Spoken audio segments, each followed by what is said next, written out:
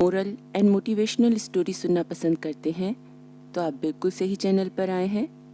नमस्कार, स्याही की सृष्टि में आपका स्वागत है। आज जो कहानी सुनाने जा रही हूँ उसका नाम है शादी बाई चांस। बैंक्वेट हॉल में मेहमानों की चहल पहल हो रही थी। फूलों से सजे हुए स्टेज पर एक सिंहासन नुमा सोफे पर दूल्हा दुल्हन बैठे हुए थे। आज सुबह दोनों की रजिस्टर्ड मैरिज हो चुकी थी। समाज की परंपराओं का निर्वाह करते हुए और दोनों पक्षों के माता पिता द्वारा जिद और अनुनय विनय के दौर के बाद अब सनातन रीति से उनका विवाह कराया जा रहा था। देव और सौम्या काफी खुश दिखाई दे रहे थे। केवल मैं जानता हूँ कि सौम्या ने इस खुशी को कितने कष्टों के बाद पाया है। देव अपने माता पिता का इकलौता बेटा है और सौम्या उसी के ऑफिस में साथ काम करने वाली अपने परिवार की तीसरी और सबसे छोटी बेटी है। दोनों बड़ी बेटियों की शादी करवाने के बाद सौम्या के लिए भी अच्छा घर वर तलाश करके उसके पापा को गंगा नहा लिया जैसी फीलिंग हो रही थी, पर ऐसा हुआ नहीं। 2 साल पहले की बात है। सौम्या की माँ के चचेरे भाई भाभी उसके लिए एक NRI लड़के का रिश्ता लेकर आए, तो बहनों के बार बार कहने पर सौम्या को भी लगा कि ठीक ही तो है, विदेश में जाकर उसका भविष्य ज़्यादा उज्जवल हो सकता है। IT की फर्स्ट क्लास डिग्री के बावजूद भी यहाँ तो उसे प्राइवेट कंपनी जॉब और 40,000 की सैलरी में गुजारा भर करना पड़ रहा है। 4-6 बार की वीडियो कॉलिंग के बाद और मामा मामी की बातों के भरोसे सौम्या ने भी शादी के लिए हाँ कर दी। हालांकि उसके पिता शादी वाले दिन तक भी असमंजस में ही थे। किस चिंता में पड़े हो जीजा जी, अब तो आप भी विदेश यात्रा के लिए पैकिंग शुरू कर दो। हम लोग उन लोगों से एक बार भी पर्सनली नहीं मिले। मैं जानता हूँ ना पर्सनली। क्या मैं सौम्या का दुश्मन हूँ? दोनों बड़ी बेटियों के ससुराल वालों से तो मिले थे ना आप। आपकी पसंद और तसल्ली के ही रिश्ते थे ये। क्या हुआ? वही चौका बर्तन, घर, बच्चे, इसके आगे क्या? आप ही बताइए, इतना पढ़ाने लिखाने का क्या फायदा हुआ? बुरा मत मानिएगा, लेकिन कभी कभी स्वार्थी होना गलत नहीं होता। बेटा कोई है नहीं आपके, कम से कम एक बेटी को तो इस काबिल कर दीजिए कि वो न केवल अपने पैर मजबूत करे बल्कि अपने माँ बाप का हाथ मजबूती से थामे रहे।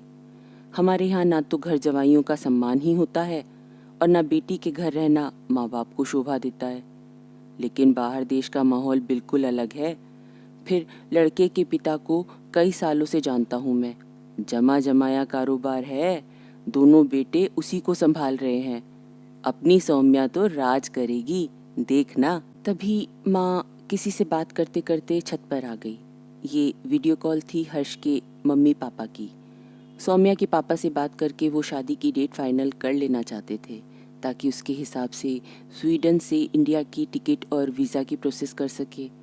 कॉल पूरी होने के बाद मामा ने कहा, अब समय नहीं है सोच विचार में पड़े रहने का, उठिए और बारात के स्वागत की तैयारियां कीजिए। शादी के कुछ समय बाद सौम्या भी स्वीडन आ गई। नया देश, नए नज़ारे, नई नई शादी, नई नई उमंगे, सब कुछ बहुत अच्छा लग रहा था। सास ससुर उसे बहुत मान देते थे और हर्ष ने भी उसके विचारों को महत्व देते हुए अपने ऑफिस में उसके आने की बात को सहजता से स्वीकार कर लिया था। दोनों पति पत्नी घर, ऑफिस, शॉपिंग, मीटिंग सब में साथ साथ रहा करते थे। सौम्या को अपनी किस्मत पर बड़ा नाज हो रहा था। उसके सारे सपने पूरे हो रहे थे। इधर माँ पापा भी बहुत संतुष्ट थे अपनी बेटी की खुशियों से। पर कहते हैं ना, सुख और दुख एक ही सिक्के के 2 पहलू हैं। हर्ष के बड़े भाई उत्कर्ष को एक फ्रॉड के सिलसिले में पुलिस ने अरेस्ट कर लिया और न्यायालय ने 7 साल की कैद की सख्त सजा सुनाई। परेशान माता पिता अपने बेटे को बचाने का हर संभव प्रयास कर रहे थे, लेकिन हर्ष ने सख्ती से कह दिया था कि वो अपराधी को अपना भाई नहीं मानता और उसे अपने किए की सजा मिलनी ही चाहिए। जहाँ एक तरफ सास ससुर को हिम्मत बंधाती रही थी सौम्या, वहीं दूसरी तरफ उसे अपने पति की नैतिकता पर गर्व भी हो रहा था। एक छुट्टी के दिन उत्कर्ष की पत्नी और बेटी से मिलने पहुंची। अपने इस प्रोग्राम के बारे में हर्ष को इस वजह से नहीं बताया था कि कहीं वो उससे भी नाराज ना हो जाए। दरवाज़ा उत्कर्ष की 4 साल की बेटी शनाया ने खोला। सौम्या ने उसे प्यार से गले से लगा लिया। ड्राइंग रूम में बैठे बैठे अपने फ़ोन को स्क्रॉल करते करते जब काफ़ी समय बीत गया तो उसने शनाया से पूछा, आपकी मम्मी कहाँ है? शनाया ने बताया कि उसकी माँ और चाचा किसी प्रोजेक्ट पर काम कर रहे हैं। वे ऊपर वाले कमरे में हैं, डू नॉट डिस्टर्ब के हैंग के साथ। क्या हर्ष यहीं आए हुए हैं और वो भी इन माँ बेटी को सपोर्ट करना चाहते हैं? ये सोचकर सौम्या ने वहीं बैठे बैठे हर्ष को मैसेज किया, जब काम से फ्री हो जाएं तो शनाया को अपने साथ घुमाने ले चलेंगे क्या? शायद फ़ोन स्विच ऑफ था, मैसेज पहुंच नहीं पाया था। नैतिक मूल्यों से ओतप्रोत जीवन साथी के लिए उसके मन में श्रद्धा के भाव आ रहे थे। खून के रिश्ते से बंधे भाई के अपराधी हो जाने की वजह से उससे तो दूरियां बना ली हैं, लेकिन गेहूं के साथ घुन को नहीं पिसने देना चाहते तो अपने भाई की पत्नी को आत्मनिर्भर बनाने की कोशिशें कर रहे हैं। वो खुद को रोक नहीं पाई, ऊपर कमरे तक पहुंच गई। दरवाज़ा नॉक करने ही वाली थी कि कानों में हर्ष की आवाज़ पड़ी, क्रिस्टीना, मानता हूँ उत्कर्ष को जेल भिजवाने में तुम्हारा इम्पोर्टेंट रोल है, लेकिन 50%? This is not fair. आखिर तो मैं उत्कर्ष के बाद अकेला इस कंपनी का मालिक हूँ। अगर मैंने कन्फेशन कर लिया और उत्कर्ष बाहर आ गया तो तुम्हें 50% भी नहीं मिलेगा। जो मिल रहा है उतने में खुश रहना सीखो। मैंने रात दिन मेहनत की है। मेहनत तुम्हारे पापा ने की थी, कंपनी उन्होंने स्टैब्लिश की है, लेकिन मैं उनका बेटा हूँ, तुम बाहर से आई हो। उत्कर्ष बड़ा बेटा है और मैं उसकी पत्नी। उत्कर्ष का नाम क्यों जप रही हो बार बार? वो पास्ट है और मैं प्रेजेंट। तुम चाहो तो मैं फ्यूचर भी बन सकता हूँ तुम्हारा। चलो एक डील करते हैं जिससे 100% प्रॉफिट तुम्हारा हो जाएगा। ओके, क्या है वो? हम दोनों एक हो जाएं तो? नॉट बैड, बट उत्कर्ष मुझे और सौम्या तुम्हें कभी तलाक नहीं देंगे। सौम्या से डाइवोर्स पेपर पे मैं साइन करा चुका हूँ। अच्छा, कब? ये हिंदुस्तानी लड़कियाँ बहुत इमोशनल होती हैं, प्यार के नाम पे उनसे कुछ भी करा सकते हैं। ये सब सुनकर सौम्या के पांव वहीं जम गए। नहीं, ये कोई बुरा सपना चल रहा है, वो सोचती रही और उल्टे कदमों से घर लौट आई। सारी बात पता चलने पर पापा को बहुत गुस्सा आया। उन्होंने माँ को और उनके चचेरे भाई को बहुत बुरा भला कहा। इतना भी बूढ़ा और लाचार नहीं हुआ मैं कि उस धोखेबाज को सजा न दिलवा सकूं।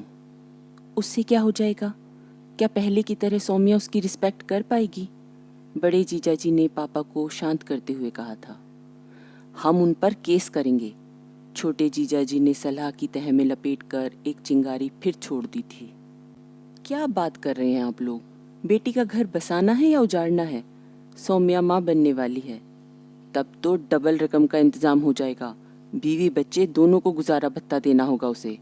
छोटे जीजाजी बार बार एक ही राग अलापे जा रहे थे। ना कोई केस करना और ना ही कोई भत्ता चाहिए मुझे। सौम्या ने उन्हें टोका तो वे उस पर ही बिफर पड़े। तुम पढ़ी लिखी बेवकूफ़ लड़की हो, थोड़ा दिमाग से काम लो। इतने पैसे वाली पार्टी को कोई यूं ही जाने देता है क्या? सारा जीवन पड़ा है तुम्हारे सामने। सौम्या वहां से उठकर छत पर चली गई। कुछ समय अकेले बिताना चाहती थी। दोनों बहनें सब ठीक हो जाएगा की तसल्ली देकर अपने अपने घर चली गई। ठीक ही तो कहते हैं बहन बहनोई, जब उसके पास वापस जाना ही नहीं तो उसका बच्चा क्यों ढूंढना है? मन का कश्मकश लिए डॉक्टर के पास गई। डॉक्टर, मैं अभी बच्चा नहीं चाहती। लेकिन सारी जांच पड़ताल करने के बाद डॉक्टर ने उन्हें बताया कि इस वक्त गर्भपात कराना जानलेवा हो सकता है। सौम्या ने फिर से नौकरी कर ली। वही पुराना रूटीन शुरू हो गया, लेकिन अपने सहकर्मियों के साथ पहले की तरह वो सहज नहीं हो पा रही थी। पुरुषों की नज़रों में मादक भाव दिखाई देते तो महिलाओं की बातों में प्रश्नों की लंबी सूची मानो वो कोई शोध का विषय है। उसने एक एक करके सबसे किनारा कर लिया। केवल काम से काम रखती, खुद को एक मशीन बनाती जा रही थी जिसमें प्रसन्नता, चंचलता और उल्लास नहीं होता, केवल जड़ तत्व होता है। धीरे धीरे सबको समझ में आ गया और वे भी उसे भूलकर अपनी दुनिया में मस्त हो गए। पिछले दिनों नई भर्तियां शुरू हुई थी। औपचारिक परिचय के दौरान एक चेहरे पर निगाहें बरबस ठहर गई। मीटिंग रूम से बाहर आते हुए पीछे से अपना नाम पुकारे जाने पर वो पलटी तो देखा मुस्कुराता हुआ देव वहां खड़ा था। ये मत कहना कि तुमने मुझे पहचाना नहीं, वो बोला। सौम्या बहुत कोशिश करने के बाद भी असफल ही रही, हल्के से मुस्कुराई। उसके इस रिएक्शन पर देव ने कहा, अपनी बड़ी दीदी की शादी में जब तुम दहेज में उनके साथ चली आई थी। मैं दहेज में नहीं गई थी, मुझे दीदी से ही तैयार होना अच्छा लगता था, वो तो इस वजह से। पर तुम उनके घर के सामने वाले घर में रहेजा फैमिली। ओ ओहो, तुम बिट्टू, तुम तो बहुत बदल गए। जानता हूँ, पहले से ज्यादा हैंडसम हो गया ना। कॉफी? दोनों कैंटीन पहुंच गए। आज कई दिनों के बाद सौम्या किसी से बातें कर रही थी, हंस हंस कर। ये देखकर ऑफिस में कानाफूसी भी हो रही थी। गोरखपुर से यहाँ पढ़ाई पूरी करने के बाद 1 साल तक यहाँ वहाँ छुटपुट नौकरियों में धक्के खाने के बाद महसूस हुआ कि कैरियर के बारे में सीरियसली सोचना है तो घर से बाहर निकलना ही पड़ेगा। फिर मैं यहाँ आ गया। लेकिन एक बात तो माननी पड़ेगी, दिल्ली वाकई दिल वालों का शहर है। मुझे यहाँ रहने खाने की कोई दिक्कत नहीं, और अब तो वर्क प्लेस भी इंटरेस्टिंग हो गया है। तुम जो हो यहाँ, देव साहब, यहाँ हम दोनों को बचपन की तरह गेम खेलने और जीतने पर इनाम नहीं मिलने वाले। रात दिन दिमाग खपाकर काम करना पड़ेगा, तब सैलरी मिलेगी।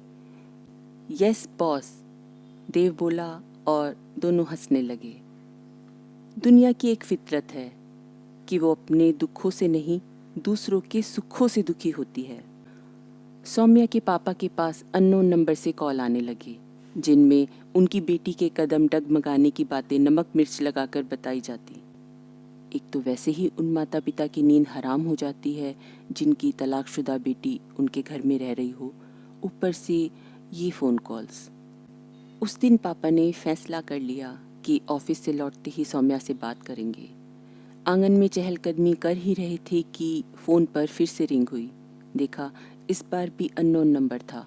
उनका गुस्सा फट पड़ा। हाँ बोलो, क्या कहना है अब?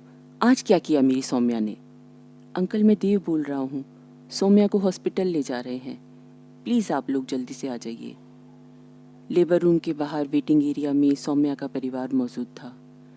काफ़ी समय से इधर उधर चक्कर काट रहे देव ने देखा दरवाज़ा खुल चुका है। डॉक्टर बाहर आई तो सबकी निगाहों में एक ही सवाल था, सौम्या कैसी है? डॉक्टर मुस्कुराई और बोली, मुबारक हो, बेटा हुआ है। माँ और बेटा दोनों स्वस्थ हैं। कुछ देर बाद सौम्या से मिलने के लिए पूरा परिवार उसके आसपास मौजूद था, लेकिन सौम्या की नज़रें देव को ढूंढ रही थी। बच्चे को नहलाकर जब नर्स वापस लाई तो सौम्या ने देव के बारे में उससे पूछा। नर्स ने बताया, बच्चे का फादर स्टाफ को स्वीट्स बांट रहा है।